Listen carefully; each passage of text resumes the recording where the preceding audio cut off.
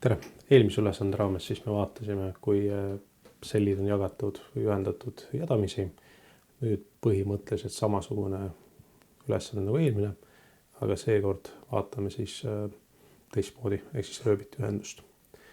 Vaatame skeemi, ühendame siis skeemi vastavalt, nagu ta paika pandud on. Et esialgu ühendame ainult ühe mooduli, avan plotteri.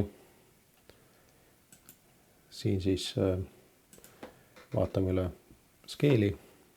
Nii, ja vajutame rekordi.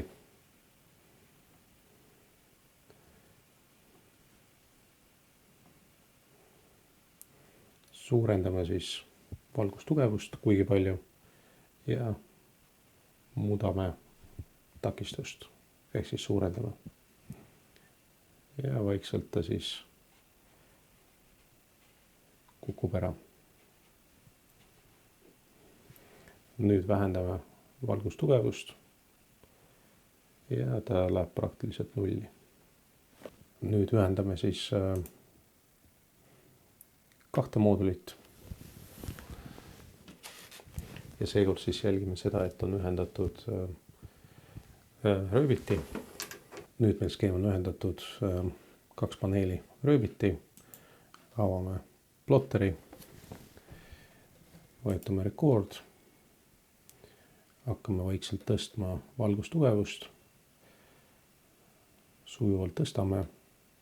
Nüüd on mul kaks rööbiti pandud. Hakkan suurendama vaikselt takistuse ja tuleb praktiliselt samasse punkti alla. Ja siit siis toon valgustugevuse alla tagasi nulli. Nüüd ma ühendan kolm moodulit. Vajutan jälle record, tõstan valgustugevust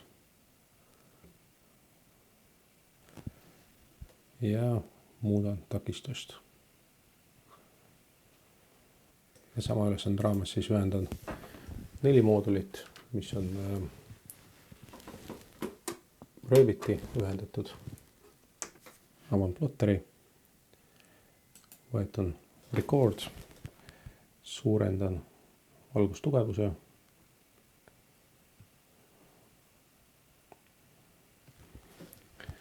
Suurendan takistuse.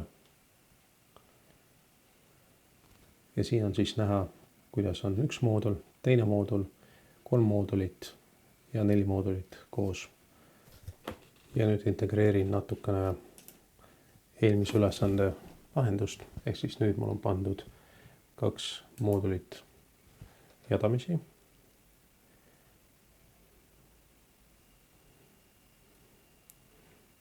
Suurendasin valgustugevuse. Ja nüüd ma ühendasin 4 moodulit jadamisi üksteisega kokku. Suurendan valgustugevust.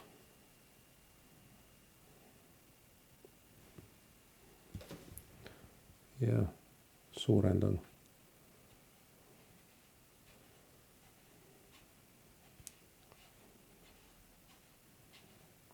ja kuskil siin ta nüüd kukub alla.